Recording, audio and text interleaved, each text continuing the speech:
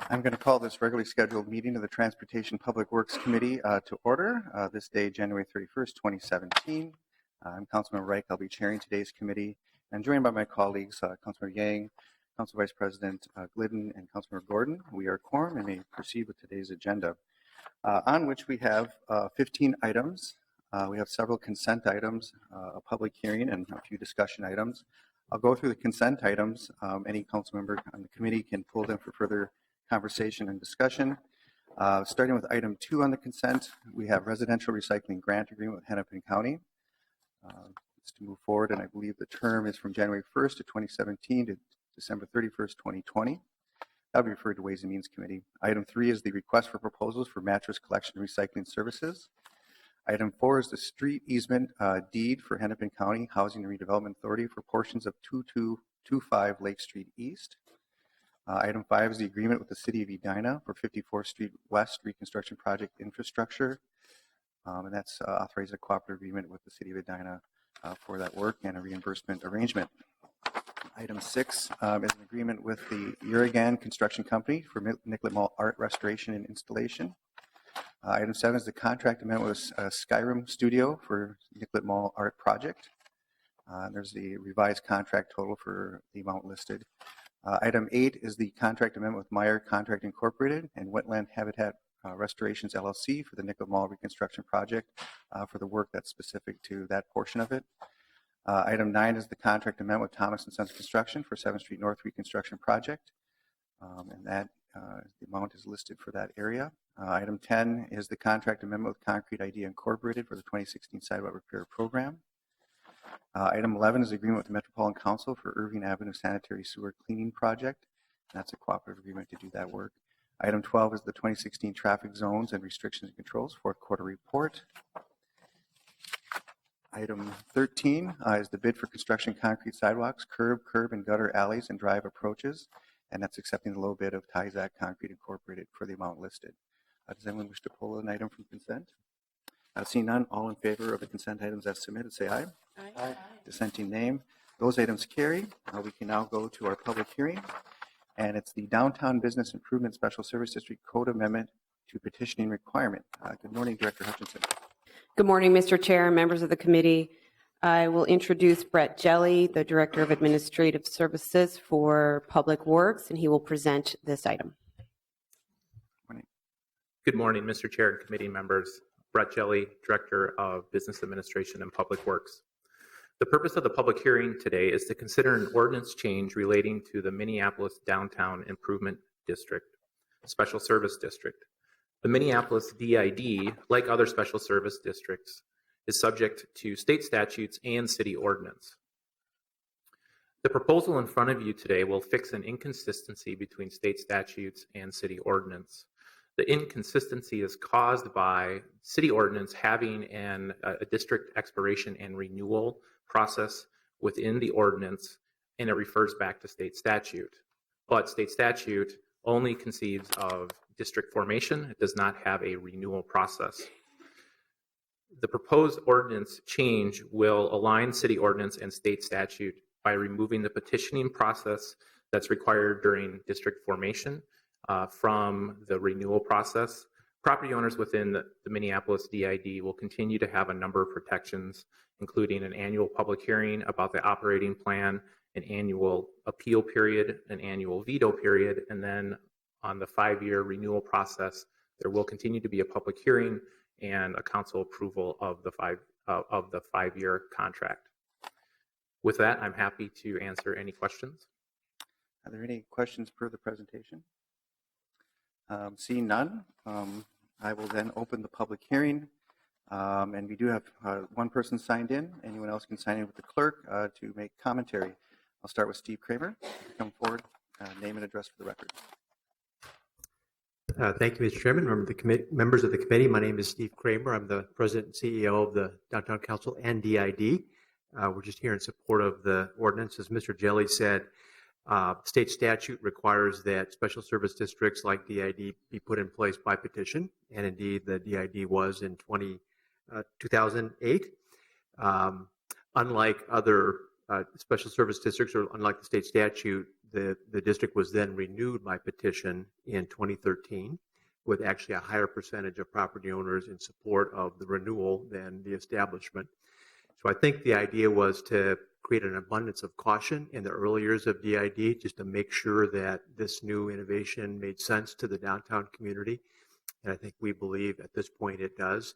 In addition to that, renewal, which occurred with a higher percentage of property owners wanting to renew than even establish 5 years previously, in subsequent years on the annual budget veto opportunity, which Mr. Jelly outlined, we've seen less than 1% of the value of the DID budget filing a budget veto. So I think that test of, is the DID really established, really welcomed, really valued by the downtown community that pays in through special assessment, has been passed. So this bringing into congruence the ordinance with the state statute and substituting for a repetitioning process, which is very expensive and costly of ratepayer resources, a public hearing, in addition to the annual budget veto process and the other safeguards that built in, seems to us and our leadership at the DID as a sensible thing to do. So we're here in support of the ordinance. I'd also note for the record, all these young people here today are also here in support of the ordinance. My kids. Thank you. Yeah. If it weren't for those signs that said otherwise. Anyone else wish to come forward and present testimony on the matter before us? Anyone wish to come forward? Seeing none, I will close the public hearing and move approval. Is there any further discussion? Seeing none, I'll just comment, the work of DID is, unquestionably an important part of the downtown experience. Safety, cleanliness, and heck, even friendliness is part of the program. And I think it defines what Minneapolis is in its downtown core. This is just something I think that makes the work smoother in terms of how we proceed moving forward, and why not. So with that, all in favor say aye. Aye. Dissenting nay. That carries. We can now move to our discussion items, and item 14 is the first one, and it's 29th Avenue South at Midtown Greenway design options, and I believe it's what actually has brought a lot of young citizen activism here in the chambers today. Madam Director. Mr. Chair, members of the committee, we are reporting back on a staff direction that was initiated by Council Member Gordon to examine alternatives at 29th Avenue associated with our work on the Bicycle Boulevard. Our staff has laid out a range of alternatives and will be presenting on those alternatives as well as making a recommendation today. Forrest Hardy has been the project manager on this and has done an excellent job working with the community and also in examining all of our options, and will be presenting them to you now. Thank you. Good morning. Good morning. Thank you, Mr. Chair, committee members. This summer, Minneapolis Public Works will be constructing bike boulevard improvements along 29th Avenue South in the Seward neighborhood. And this item was presented to you back in November. It was passed through council December 9th, and as a part of that presentation, there was a staff direction to investigate options along that corridor, specifically some long-term resolution of the test closure that has taken place at Midtown Greenway at 29th Avenue South. So the goals of the Bike Boulevard and the goals of the additional treatment at the Greenway are to reduce volumes and speed of traffic along 29th Avenue South, and that is a common thing on bike boulevards, to reduce the volume and speed of traffic. The reason for that is that bicyclists are using the streets in a shared lane condition with motor vehicles on local streets along bike boulevards. And so reducing the volume and speed of traffic is essential for making that the safest facility as possible. The second goal of the treatment at the Midtown Greenway is to eliminate potential motor vehicle conflicts at that crossing where the Bicycle Boulevard crosses the Midtown Greenway. And a third goal is to give priority to Midtown Greenway users. There's roughly 2,800 bicyclists and pedestrian users of the Greenway there, compared to about 900 vehicles on 29th Avenue South before the test closure was put in place. So the unique characteristics of this site lead us to investigate several different treatments here that are a bit unusual but not unprecedented along bicycle boulevards. Specifically, the unique characteristics of the site, there's a railroad running parallel to the Midtown Greenway Trail, which eliminates our ability to do stop control changes at that greenway, which we've done in several other locations along the greenway. A couple examples where we flip stop signs along the greenway to give the greenway priority, 5th Avenue South and James Avenue South. We're unable to do that at this location because of that rail and the control, the crossbars, the control of that rail facility. So the closure test was put in place. There was quite a bit of support to investigate the closure test. I went in May 2015, and there were several advantages that we saw through our traffic data and through our 311 feedback. We got roughly 72% of folks were supportive of that closure. There was a general consensus from those folks that it improved the livability of the street, 29th Avenue South. It reduced the vehicle speeds and reduced the amount of vehicles traveling through that neighborhood. Now, our traffic studies show that most of that benefit is within a couple blocks of the Greenway, though there is some supplemental benefit at the school itself, about 15% reduction in vehicles at the block of Seward Montessori School, 22nd Street. So the concepts that we're presenting today, just one second.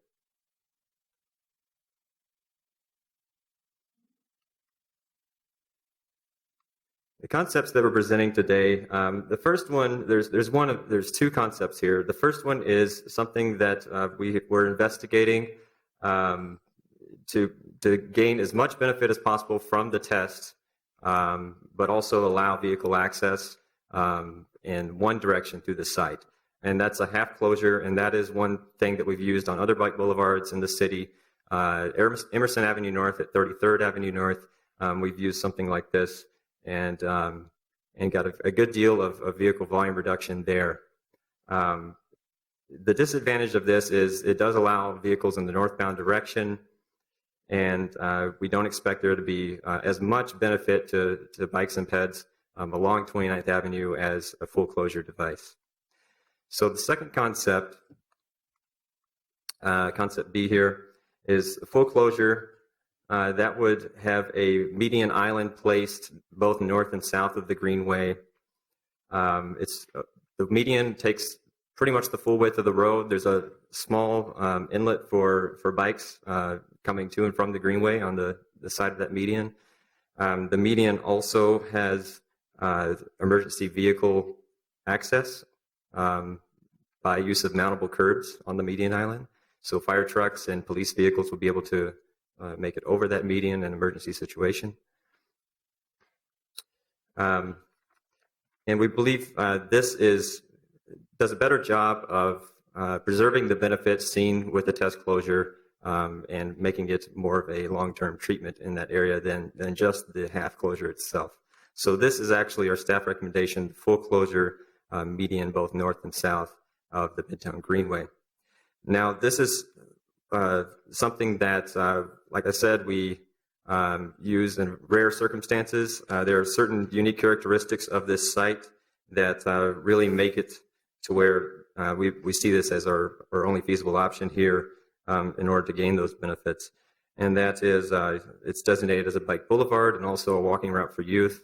29th Avenue South is on our bike master plan and our Safe Routes program. The intersection of the bike boulevard and the 29th Avenue South has a high usage. We've got 2,800 vehicles on the Greenway. We expect about 200 to 300 vehicles on 29th Avenue South after the completion of the bike boulevard. So it's a very highly used facility.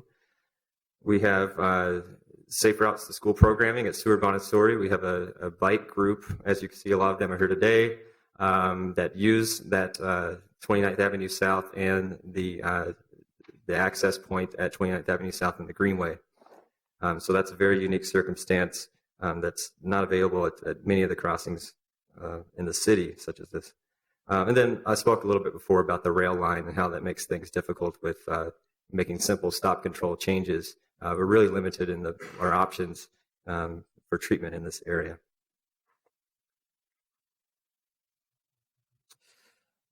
And so a few adverse impacts that we've seen with the test closure, we're working to mitigate those. That includes, I spoke about emergency vehicles. We're trying to, we've designed the median in such a way, and we'll continue to design it as we move along in order to preserve emergency vehicle access through that closure. 30th Avenue South is also a point of concern. There was some increased volume on 30th Avenue South. So we're looking at that intersection, and in this concept, actually, we show stop signs placed along 30th Avenue South at 27th Street. We hope that will do some mitigation of the traffic volumes and speeds that we get across that crossing with the Greenway on that street. And then also we've received some recent reports of loitering and some other behavior around the Greenway closure. We're working with MPD to hopefully request some increased patrols in that area, and we'll continue to work with them as this project develops. With that said, this project is not, there's no funding identified for the additional improvements on the Bike Boulevard at this time. So thank you for, let me know if you have any questions. Certainly. Are there any questions for the presentation? Councilor Gordon. So I have some comments, and I really want to thank everybody for being here, but I also have some questions. A little bit about 30th, but also the last comment that you made, I think we should zero in a little bit, saying that there's no funding currently available for this. So what are our expectations then? What are our options for future funding? What would any timeline be? What would be the most hopeful timeline, perhaps? Are we going to have to wait for next year's budget? If we could just, if you've thought of any of those options, because I can certainly help think about some and we can communicate them further, but and also maybe what is the cost that we're looking at if we think there might be hopes of getting it done this summer. It seems like it would make much more sense, I'll just throw this in at the end of my question, to get it done the same time we're doing the other Bike Boulevard improvements, and it might even save money. But how much do you think it will cost, and what are funding alternatives? Mm-hmm. We don't have a concrete cost estimate on this yet. We have a general range, though. We looked at certain places within our Safe Routes Capital. If we were to look at that, a lot of that is being utilized for the Seward Bike Boulevard project and for another project we have lined up this summer. So, unfortunately, out of the funding that I particularly manage, it's somewhat spoken for. I know I'm working with our directors to, think of other pots of money we could tap for this, but I think at this time it's still to be determined. Mr. So Chair, what's the, sorry, if I could contribute to the answer that Mr. Hardy is giving. We see this as a stepwise project. Step one is to make the recommendation and get the agreement from our committee. Step two is to prepare more detailed cost estimates so we know exactly what it is we're looking for. Step three is to look at all of our funding alternatives to see if there is a way we can do it simultaneously with the other construction that will be occurring. And if not, to be able to be clear about exactly when and how it will happen. So we will be able to provide you with more information. Today's meeting is really about making a decision on how this moves forward. And we will be working on those cost estimates for both intersections, as well as trying to identify the best possible course so that we can construct all at once. I really appreciate that.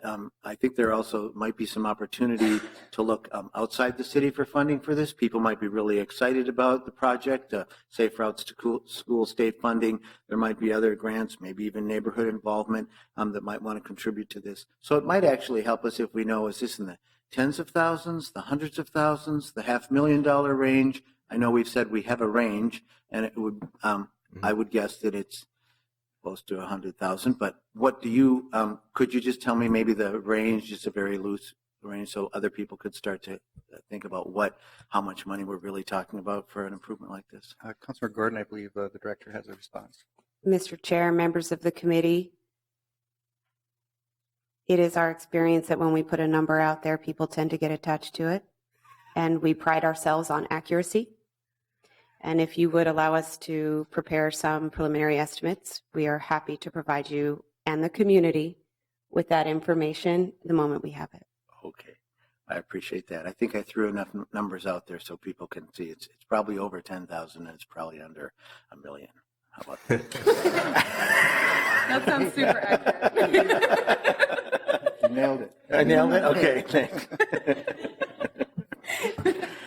I also had a question about 30th, and there's been lots of concerns about the safety on 30th, and I've gone out there. My local business owner has taken me out there and told me what he sees out his window. It's actually a steeper hill to get over the railroad crossing there. There has been at least one bicycle accident there. And it's frustrating to see we're putting stop signs kind of on one side of the railroad tracks instead of on both sides of the railroad tracks. I mean, the picture that you have, and it's probably hard to see, but you said there's stop signs on 27th. Well, 27th is on if you're heading north, it's on the other side of the Greenway, and so you're stopping at a street where hardly any cars go down, but you're already crossed the tracks. I think it makes sense. People will slow down when they see the stop sign coming. It's a good strategy, but I don't know if everyone will understand why we're doing that now instead of what might make more common sense is to stop people before they get to the bike path on both directions. Sure. I can comment on that briefly. So there's very similar circumstance at 30th Avenue South as you have at 29th Avenue South, and that's the rail runs just north of the Greenway Trail. So there is some limitations in our ability to place stops at the trail at that location. We've spoken several times with MnDOT Rail and the Federal Railroad Administration to try to come up with some solution there. At this time, the only possible or feasible solution that we see is to place stops at 27th. We are able to place stops in the northbound direction. However, we feel uncomfortable that if we were to place stops in the northbound direction, that would be confusing to both trail users and motorists, as it would only be stop control in one direction on the street crossing. And how many trains do we think cross there a day? We have a report that it's only three trains a day, 2 to 3 trains. 2 to 3 a day, okay. All right, well, maybe there's other, hopefully there's other things we can do. Maybe there's other traffic calming we can do before that, but that'll be a point I think people will want to keep discussing and thinking about. And of course, if we do more, it will cost more. Still probably under that $1 million. All right. So that's my questions. I have a couple more comments I'd like to make, and I really appreciate the committee indulging this topic. I know we talked about it before. It's actually been quite a journey getting us to this point. And actually, I think it's been a community-led effort in many ways, and I just want to appreciate the partnership that Public Works has engaged in with the community. Just identifying these bike boulevards, I think probably the neighborhood group identified them 6 or 7 years ago, potentially. The school was very interested. The bike boulevards lead to and from the school, but are also amazing connections.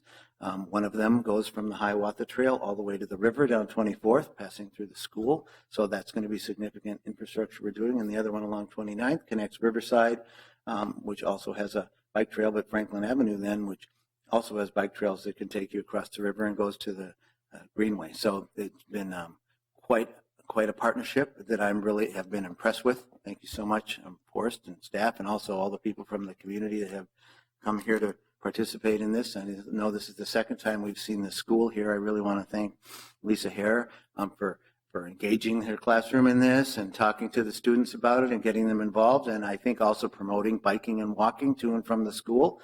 I know there's been lots of bike advocates at the school, and some of them are here. Thank you so much for coming. I know that we can count on you to stay involved. I don't know, you might have heard some of the details that we're working on. You saw some of the preliminary designs. I'm sure that there are going to be people who will have comments and questions about the full closure, even though, let's admit it, the recommendation we're getting from staff for this full closure is exactly what I think that we wanted. And I know that not only has Seward been involved, but Seward has partnered with the Longfellow Community Council that has supported this. And I also just want to point out that Councilmember Andrew Johnson, the 12th Ward, that doesn't actually touch this, but many of the people who go to Seward come from the 12th Ward along this path. It's been very supportive of this. And interestingly enough, 24th, the other bike boulevard, half of that is in Ward 2 and the other half is in Ward 6. So there's been a real partnership there